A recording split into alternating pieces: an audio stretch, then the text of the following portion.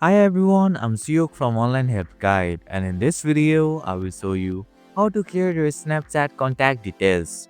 Removing your contact details can help enhance your privacy and keep your account information secure.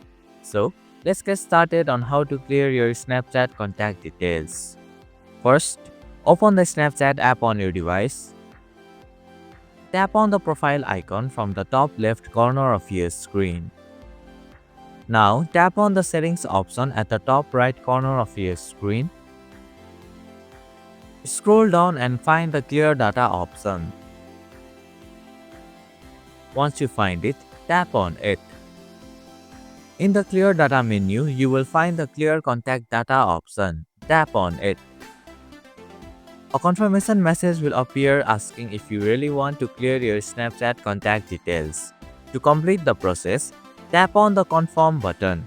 This will clear your contact data from Snapchat. And this is how you can clear your Snapchat contact details. Thank you for watching Online Help Guide. Hope this video was helpful. If it was, then hit the like button and comment down if you have any questions or feedback. Also, if you are new to our channel, please subscribe and hit the bell icon so that you won't miss our upcoming videos.